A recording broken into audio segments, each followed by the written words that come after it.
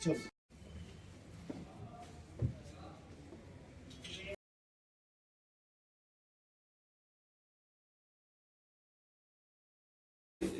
इसलिए बताना जरूरी है कि बड़ी चोरी थी, क्योंकि जो वादी थे भगत सिंह रावत जी, तो इन्होंने पैसे अपने रिश्तेदारों से और उनसे लेकर अपने आवश्यक कार्य के लिए लिए थे, और उस पैसे को रख के अपने गाँव गए हुए थे और अलमारी से गायब हो गए। क्योंकि पहले प्रथम जिस तरह चोरी का घटनास्थल था, उसको देख के लग रहा था कोई नोन आदमी है, देखो चाबी जहाँ वो रखते हैं वो सिर्फ ऐसी जगह थी कि उसको खोजना थोड़ा सा मुश्किल था। चाबी, फिर दरवाजा भी जिस तरह से खुला हुआ था, लग रहा था कि कोई नोन आदमी भी हो सकता है अंदर से। जैसे उनकी बहुत सारे शंकाएं थी कि दरवाजा अंदर से है, कहीं किसी पर चाबी मिल गई है, और उसमें से खोलने के बाद दिखाया है सिर्फ कि मतलब की चोरी की है।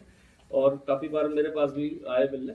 तो इसमें टीम ने इसलिए अच्छा काम किया कि बात सिर्फ पैसे और रिकवरी की नहीं है, किसी की एक बहुत ज़रूरतमंद थी और उन्होंने इतनी जगह से, सब जगह से पैसा लेकर इकट्ठा किया था। तो ये था कि जाने के बाद उनका कैसे उसको चुकाएंगे, और जिस पर्पज से लिया था वो पर्पज भी सॉल्व नहीं हो रहा था, तो काफ़ी परेशान भी थे। इसमें ये 21,50,000 रुपये रिकवर। टोटल कितने थे इसमें जो घर से गए थे उनके?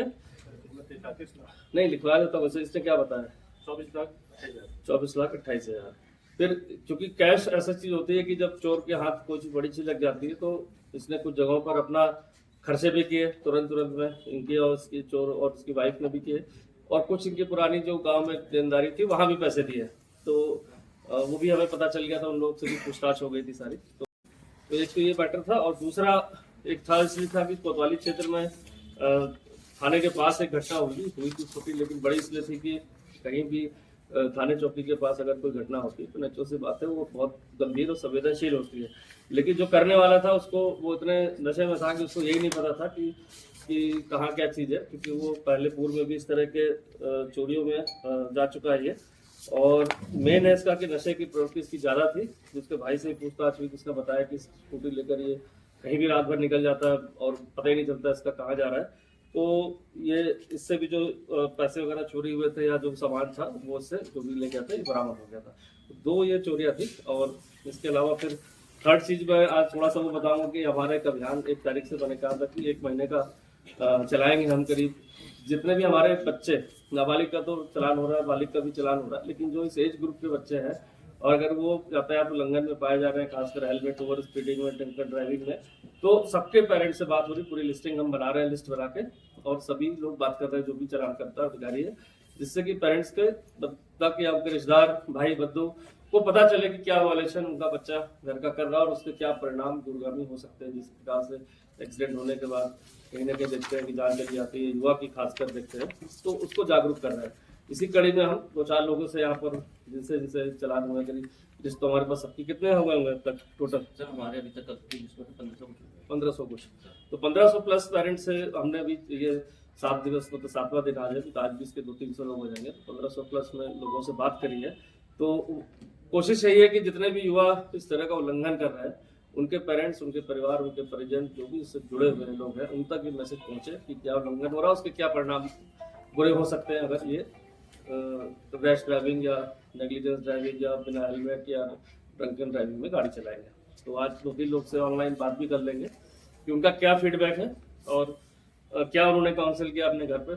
तो रैंडमली 3 लोग से बता देना। पहले तो इसकी बाइट कर देता हूँ। घटना क्या रही थी सर और किस तरह से निकली? ये 24 नवंबर को श्री भगत सिंह रावत जी है, इनके घर पर चोरी हो गई थी और काफ़ी कैश इनका जो करीब इन्होंने 29 लाख से उसमें बताया था कि इतना करीब कैश रहा होगा, क्योंकि विभिन्न लोगों से कुछ अपनी सेविंग और कुछ लोगों से मांग कर अपने रिश्तेदारों से लाए थे, क्योंकि उनको कहीं एक आवश्यक कार्य था उस पर्पज से, और सिर्फ ये जानकारी उन्हीं को थी। तो इस जब ये घटना एक बड़ी चोरी थी और इतनी बड़ी मतलब क्वांटिटी में कैश जाना, तो इस संबंध में जब उसे समस्त पूछताछ के बाद इसमें टीम ने बहुत ज़्यादा इसमें मेहनत करी, क्योंकि जो इस पर चोर शामिल था वो अपने गाड़ी से ना आकर वो कभी मतलब पब्लिक ट्रांसपोर्ट यूज़ करके जगह जगह घूमकर, और तब उसने घर को टारगेट किया था। तो इसके आधार पर बरेली से भी 2 लोग को, प्रमोद पाल और उसकी पत्नी विमलेश को गिरफ्तार किया गया। और इसमें पूरी जो हमारी सर्विलांस टीम कहेंगे, फुटेजेस कहेंगे, लगातार इसमें 10 दिन से इसमें काम कर रहे थे, और इसमें जो है 21,50,000 रुपये बरामद हुआ है, जो कि कैश था। जैसे इसको इतना कैश मिला तो इसके बाद इसने बहुत जगहों पर इसको खर्च भी किया, जहाँ पर जैसे इजी मनी अगर कैश चोरी का मिलता, साथ ही साथ इसके कुछ पुराने उधार भी चुकाए अपने गाँव में। वो सब साक्ष्यों को एकत्र कर लिया गया और इनसे 21,50,000 रुपये बरामद किया। इसमें जो बरेली के रहने वाला प्रमोद पाल है, उसकी पत्नी, दोनों को इसमें अरेस्ट किया गया। जानकारी नहीं थी, चूंकि ये पब्लिक ट्रांसपोर्ट से बस से उतरा, फिर ये पूरा बसंत विहार, कहीं पलटन बाजार, कहीं अलग अलग जगह घूमता रहा, और घूमने के बाद बाई चांस था कि क्योंकि घर बंद था और इस तरह कोई सुरक्षा के मानक नहीं वहाँ थे, तो उसको इजी लगा वहाँ पर, और चोरी करके चांस की बात थी कि उसको इतना ज़्यादा कैश एक साथ वहाँ पर मिल गया। 2 दुकानों से चोरी थी, जिसमें कुछ सूट वगैरह जैसे शादी के होते हैं, कपड़े होते हैं, वो थे, और साथ ही साथ इसमें कुछ कैश भी वहाँ से, जो मालाएं जो शादियों में देते हैं, खासकर ये वही दुकानें थी जहाँ पर इस तरह के सामान बिकते हैं, माला आदि चुरा के ले गए थे। क्योंकि कोतवाली थाना क्षेत्र में एकदम थाने के पास एक घटना हुई थी, तो ये बहुत ही संवेदनशील और सीरियस इशू था। इसमें लगातार टीम ने फिर इसमें काम किया और इसमें एक चोर को अरेस्ट किया। इसमें पता चला कि ये दिन भर अपने मतलब कहीं अपने घर वाले भी इससे परेशान थे, और ये थोड़ा नशे की प्रवृत्ति में ज़्यादा रहता है और रात रात भर कहीं निकल जाता है, कहीं भी सो जाता है। तो इससे जो है समस्त जो भी माल चोरी हुआ था उससे बरामद कर लिया गया। कुछ पैसे इसके द्वारा जो खर्च कर दिए गए बताए, और ये इतने नशे में था, इसका बताना था कि जो भी चोरी करके गया तो उसको ये आइडिया नहीं था कि कहाँ जाना और क्या करना, तो इससे माल बरामद कर लिया गया। और ये कोशिश की जा रही है जानने की कि ये इस नशे की प्रवृत्ति में इसमें और इसके साथ कितने लोग जुड़े हैं और क्या पूर्व की वारदातों में शामिल है कि नहीं, इस संबंध में विस्तृत पूछताछ की जा रही है। हाँ देखिए, इसमें 2-3 चीज़ें मैं कहना चाहूँगा। जो यातायात का अभियान है, इसमें लगातार इन्फोर्समेंट की कार्रवाई तो हो रही है। खासकर देखा जाए तो बिना हेलमेट के ड्रंक एंड ड्राइविंग पर करीब 1700-1800 अभी इस नवंबर तक में हमने इसमें चालान कर दिया। लेकिन कभी कभी देखा जाता है कि जब एक्सीडेंट्स होता है तो जो बच्चे हैं खासकर वो हेलमेट का प्रयोग नहीं करते, सीट बेल्ट का नहीं करते, या रैश ड्राइविंग करते हैं, उस कारण से एक्सीडेंट होता है। और अभी दुखद हादसे भी हुए जिसमें बहुत लोगों की जान भी गई। इसको देखते हुए सभी को निर्देश है कि इस अभियान के तौर पर जिसका भी चालान किया जाए, जो खासकर युवा वर्ग है, उनका चालान के साथ साथ उनके पेरेंट्स को, चाहे माता पिता हों, भाई बंधु जो भी हों, उनसे जरूर बात की जाए और सूचना दी जाए घर पे कि आपका बच्चा या आपका भाई बहन जो भी आप लोग चल रहे हैं, ये इस तरह का उल्लंघन कर रहे हैं, बिना हेलमेट के रैश ड्राइविंग कर रहे हैं या ड्रंक एंड ड्राइविंग में पकड़े गए, जिससे कि पेरेंट्स का भी को भी जानकारी मिले और वो भी सपोर्ट कर सके, काउंसिल कर सके। और मैं देख रहा हूँ उसका फर्क पड़ रहा है। जिनके घरों को फ़ोन किए जा रहे हैं वो इसको बहुत ही पॉजिटिव ले रहे हैं और अश्योर कर रहे हैं कि भविष्य में वो अपने बच्चे को समझाएंगे कि इस तरह से वो रैश ड्राइविंग ना करें या बिना हेलमेट ना निकले। तो मुझे लगता है कि धीरे धीरे जब इस तरह की चीज़ें सभी पेरेंट्स तक पहुँचेंगी तो कहीं ना कहीं इसके पॉजिटिव परिणाम आएंगे। तो क्या लगता है आपका ये? सर मेरा भतीजा है, तो मैं अच्छा, चाचा लगता हूँ। चाचा लगते हैं आप उसके। अच्छा ठीक है, तो इसका क्या बिना हेलमेट में चलान हुआ था? वहाँ पर कॉल तो आई थी। अच्छा, तो क्या बताया पुलिसकर्मी हमारे जो साथ के चालान करने वाले थे कि बिना हेलमेट के हैं? तो हाँ सर, यही बताया था कि लड़का बिना हेलमेट के है, यही बात थी। तो फिर आपने समझाया उसे घर में? हाँ सर, समझाया भी है सर, डांटा भी है। तो क्या कह रहा था आदित्य? कुछ नहीं कह रहा था कि चाचा थोड़ा जल्दी में था, कॉलेज में पेपर देने गया था तो हेलमेट में घर में भूल गया था। उसको समझाया था बेटा बिना हेलमेट के मत चला करो, हाँ। बहुत रोड एक्सीडेंट होते हैं। सही बात है। जी चलिए ठीक है, ध्यान रखिएगा उसका, है ना। काउंसलिंग करने से बच्चों की क्या होता है, दिमाग में बैठ जाता है कि है। ठीक है, जी सर, जी सर। ठीक है, शुक्रिया शुक्रिया। राम सिंह जी, मैं अजय सिंह बोल रहा हूँ, SSP देहरादून। जी नमस्कार, क्या हाल चाल है आपके? ठीक है सर। आपके पास कोई फोन गया था? आपकी बेटी है, डॉटर है ये आशिका? हाँ जी, हाँ जी। तो क्या पढ़ती है वो? हाँ जी, पढ़ती है। तो ट्रिपल राइडिंग कर रही थी, आपको पुलिस ने बताया चालान करने के बाद? आपको किसी ने फोन करके? वो बताया था पुलिस। तो ट्रिपल राइडिंग में गिर गए तो कैसे होगा? क्या कितनी चोट लग सकती है एक्सीडेंट में, ये तो बात सही है है ना? और तो 3 लोग बैठेंगे, बताइए। स्कूटी थी, क्या थी? स्कूटी स्कूटी थी। बताइए। स्कूटी पर 3 लोग बैठ रहे हैं, 2 लोग की गाड़ी चल रही थी। लोग नहीं थे सर। हाँ, कितने? तो अच्छा, तो क्या हेलमेट नहीं पहना था? खाली हेलमेट नहीं पहना था सर। अच्छा। उसने, तो वो ट्यूशन जा रही थी, हाँ, तो मैं गया था तो इस टाइम में जब वो बेचारी बेटी कहने लगी पापा ऐसे से। तो आपको क्या लगता है कि अब हेलमेट पहनेंगे आपके समझाने से डेली? पहन गए हैं बेटा। पहन रहे हैं? पहन दिए। अच्छा, चलिए बहुत अच्छा। और कोई आपके घर में लोग हैं, बच्चे और हैं? हाँ जी, एक बेटा है, एक बेटी है बस। तो सबको अपनाइए, है ना।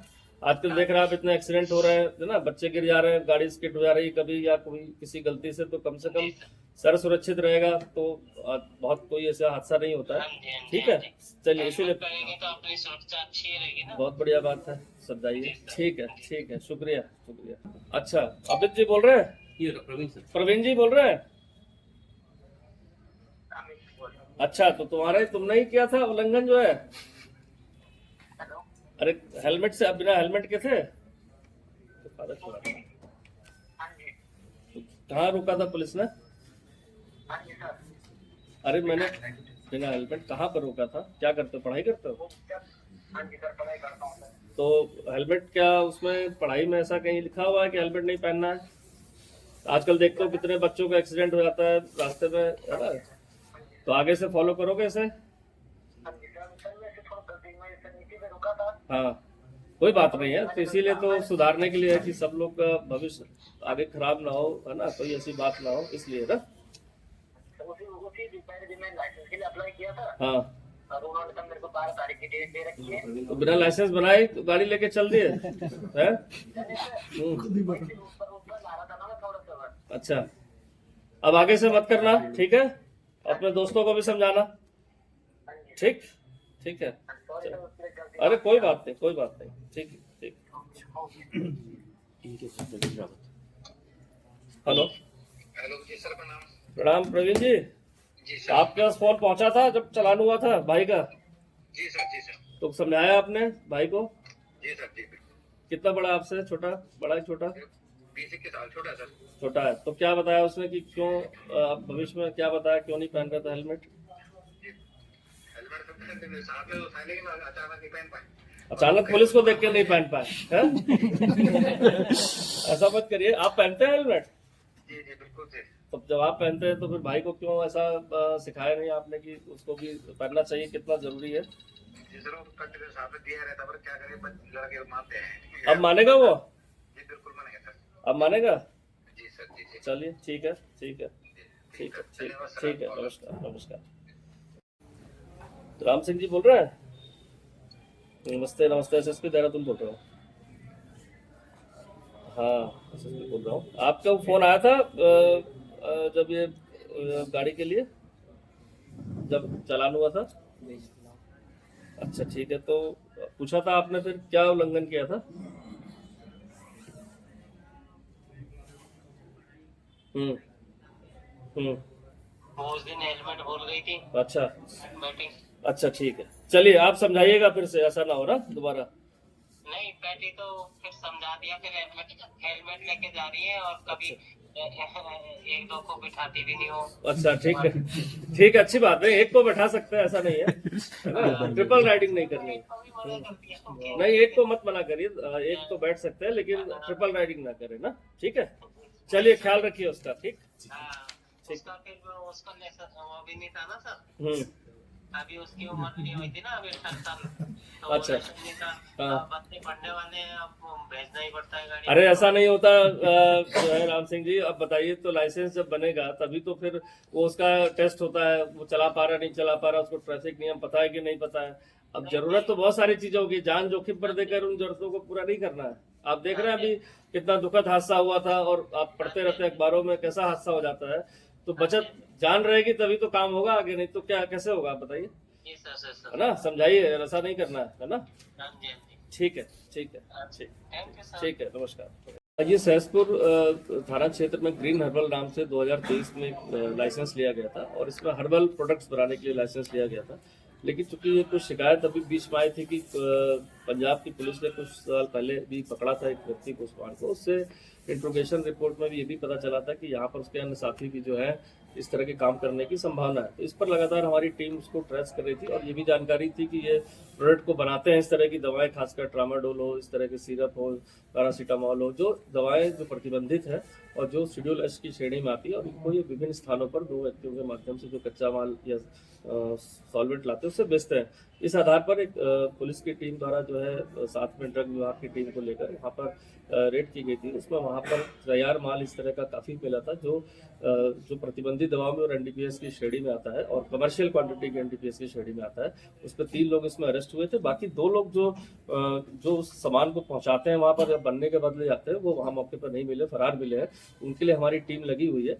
और मेन चीज़ इसमें हमारी ये रहेगी कि जो सप्लाई चेन थी, कि जो कच्चा माल जिसे कहते हैं हम, कि सॉल्वेंट हो या जो सोल्यूशन है या जो इस तरह के जो प्रतिबंधित जो हमारे सॉल्वेंट है, ये कहाँ से आ रहे थे, क्योंकि ये कहीं भी ओपन मार्केट में नहीं मिलते। ये भी कहीं ना कहीं से 100% है कि ये कहीं जहाँ ये बनते हैं वहीं से उसकी लीकेज करके या वहाँ से चोरी करके या वहाँ मिली भगत करके उसको लाया जाता है यहाँ पर, फिर बनाया जाता है। और साथ ही साथ इसको बेचने का जो तरीका है, मतलब कि क्या मेडिकल स्टोर पर सप्लाई होती है या इंडिविजुअली, जिस तरह, क्योंकि ये एनडीपीएस एनडीपीएस के अपनी श्रेणी में आती दवाएं और सॉल्वेंट है, तो क्या कहीं अन्य इसको सप्लाई किया जाता है, कोई पर्टिकुलर एरिया हो या शहर हो, तो इसकी जानकारी तो लोगों की गिरफ्तारी उपरांत स्पष्ट हो पाएगी। इसमें हमारी टीमें लगातार काम कर रही है। क्योंकि सैलापुर सब इंडस्ट्रियल एरिया है, क्या वहाँ और जगह भी इस तरह की मॉनिटरिंग की जाएगी सर? इस तरह की देखिए, जो फार्मा की काफ़ी सारी कंपनियां हैं, जो खासकर देखा जाए सेलापुर इंडस्ट्रियल बेल्ट में भी है, हरवार में भी है, और जो मोस्टली पैकेजिंग का काम भी कर रही है, प्रोडक्शन का काम भी कर रही है। मैंने जिस तरह से जानकारी मिली, तो ड्रग विभाग भी लगातार